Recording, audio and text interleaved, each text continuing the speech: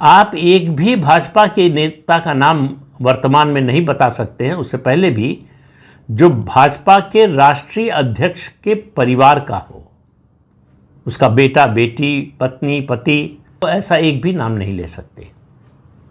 Bharatiya Janata party के जो बड़े नेता हुए जनसंघ से लेकर भारतीय जनता पार्टी तक, doctor Shyama Prasad Mukherjee, doctor Deendayal Upadhyay, Nanaji Deshmukh, Atal Bihari Vajpayee, Lal Krishna Advani, doctor Murli Manohar Joshi, Bhairav Singh Shekhawat, उसके अलावा वर्तमान में नरेंद्र मोदी और अमित शाह, इनमें से किसी नेता के परिवार का कोई व्यक्ति राजनीति में नहीं है, भारतीय जनता पार्टी में किसी पद पर नहीं है, किसी भी रूप में नहीं है, चाहे वो चुनाव लड़के ही क्यों ना आया हो।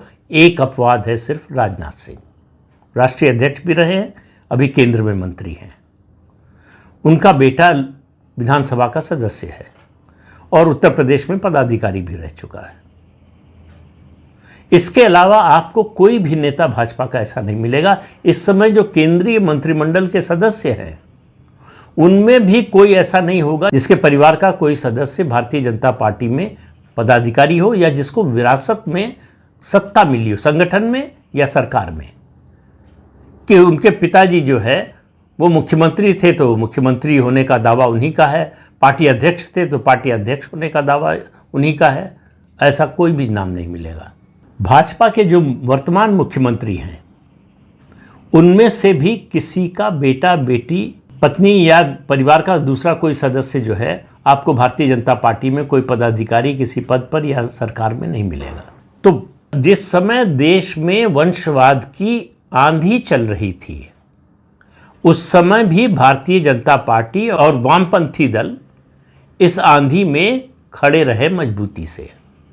वंशवाद के रास्ते पर नहीं गए। प्रलोभन बहुत बड़ा था, जा सकते थे, कोई रोकता नहीं, कोई सामाजिक वर्जना नहीं थी। समाज ने एक तरह से स्वीकार कर लिया था और स्वीकार कर लिया है, लेकिन ऐसा हुआ नहीं।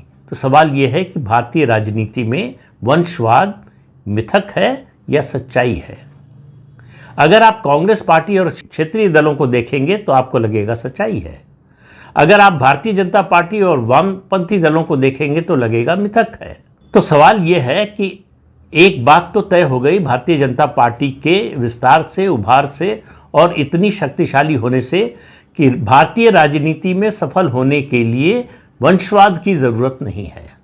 वंशवाद के बिना भी आप राजनीति में सफल हो सकते हैं, शिखर तक पहुंच सकते हैं।